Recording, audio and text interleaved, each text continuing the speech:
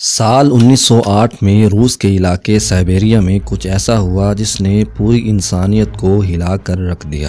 30 جون 1908 کو صبح کے 7:14 پر سائبیریا میں ایک بہت بڑے دھماکے کی آواز سنائی دی۔ وہ دھماکہ انسانی تاریخ کا سب سے بڑا دھماکہ تھا۔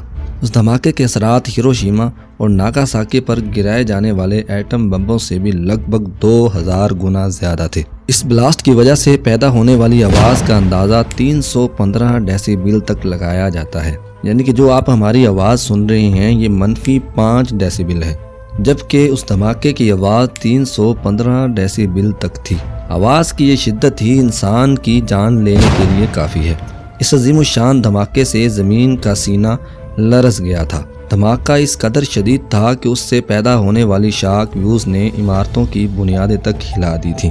سائبیریا کے جنگل میں آگ لگ گئی اور 2000 اسکوائر کلومیٹر کے دائرے میں موجود 8 کروڑ درخت صفحہ ہستی سے مٹ گئے۔ زمین نے اپنی زرخیزی کھو دی۔ زمین اس قدر زور سے کانپی کہ 5 ریکٹر سکیل کا زلزلہ ریکارڈ ہوا۔ سینکڑوں کلومیٹر تک لوگوں کے گھر نیست و نابود ہو گئے۔ انسانیت نے فطرت کی ایسی تباہ کاری پہلے کبھی نہیں دیکھی تھی، کیونکہ ایسے حادثات ہزاروں لاکھوں سالوں میں ایک بار ہی وقوع پذیر ہوتے ہیں، اور دنیا آج اس عظیم الجثہ دھماکے کو تنگسکا ایونٹ کے نام سے جانتی ہے۔ research.com کی ویڈیوز میں ایک بار پھر سے خوش آمدید۔ تنگسکا کا وہ عظیم بلاسٹ اتنا تباہ کن تھا کہ دنیا اس حادثہ میں تباہ ہونے سے بال بال بچی۔ اس دن پوری انسانیت تباہی کے دہانے پر جا کھڑی تھی، لیکن اس کے باوجود یہ حادثہ دنیا کا پر اسرار ترین سانحہ ہے۔ یہ سانحہ اس لیے بھی اپنے اندر کئی راز لیے ہوئے ہے کہ کوئی نہیں جانتا کہ وہ زوردار دھماکہ آخر کیسے ہوا تھا۔ کیا وہ آرمی کی طرف سے کیا جانے والا کوئی ٹیسٹ تھا، یا کوئی بڑا میٹروئیڈ زمین سے ٹکرایا تھا، یا پھر اس میں دوسری دنیا کی کسی بہت بڑی طاقت کا ہاتھ تھا؟ اس دن ایسٹرن سائبیریا کے لوگوں نے آسمان میں ایک بہت بڑا آگ کا چمکتا ہوا گولا دیکھا۔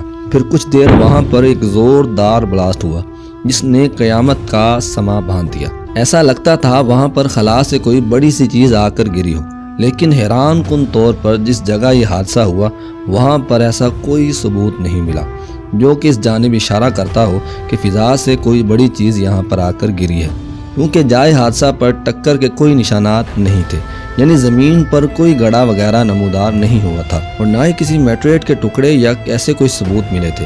حیرانی کی بات تو یہ تھی کہ اتنا بڑا عظیم الشان سانحہ تو وقوع پذیر ہوا، لیکن یہ کیسے ہوا یہ آج تک کوئی نہیں جانتا۔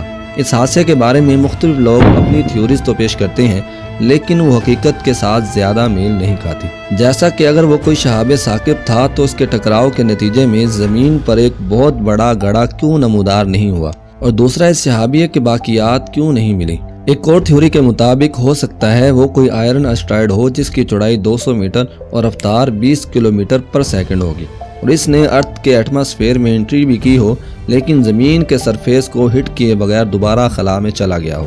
ویسے ایسا ہونا ناممکن نہیں، لیکن اگر یہ مان بھی لیا جائے کہ وہ اسٹرائیڈ 15 کلومیٹر دور زمین سے ٹکرائے بغیر گزر گیا ہو، تو پھر جنگل میں آگ کیسے لگی؟ زمین کی سطح کیوں اس قدر کانپی، اور وہ اتنی زبردست شاک ویوز کیسے پیدا ہوئی؟ ایسے سوال ایسی بہت سی تھیوریز پر سوالیہ نشان کھڑا کر دیتے ہیں۔ سال 1973 میں سائنسدانوں نے ایک عجیب و غریب تھیوری پیش کی کہ ٹنگسکا میں کوئی میٹروئیڈ نہیں گرا تھا، بلکہ شاید وہ کوئی منی بلیک ہول ہو جو سطح سے ٹکرایا اور ایک بہت بڑا ایکسپلوژن ہوا، اور وہ منی بلیک ہول زمین کے اندر سے ہوتے ہوئے دوسری سائڈ سے باہر نکل کر خلا میں واپس چلا گیا ہو۔ لیکن یہ تھیوری بھی بنا سر پیر کے لگتی ہے، کیونکہ اگر کوئی بہت چھوٹا سا بلیک ہول بھی زمین کی سطح سے آر پار گزرے تو وہ چھوٹا ہونے کے باوجود بھی ارتھ کو نگل کر تباہ کر دے گا۔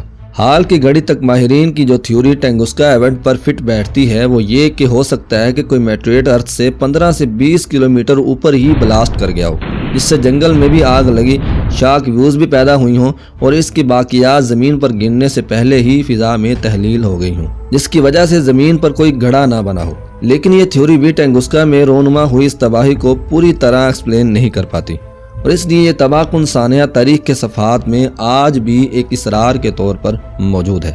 114 سال گزرنے کے بعد بھی ماہرین اس گتھی کو سلجھانے میں لگے ہیں، حالانکہ روس کے علاوہ دنیا بھر کے ریسرچرز اور سائنسی ٹیمیں دھماکے والی جگہ کا بھرپور معائنہ کر چکی ہیں، اور سائبیریا میں ٹنگسکا ندی کے کنارے وقوع پذیر ہونے والی تباہی کے اس داستان کو آج بھی کوئی نہیں جانتا۔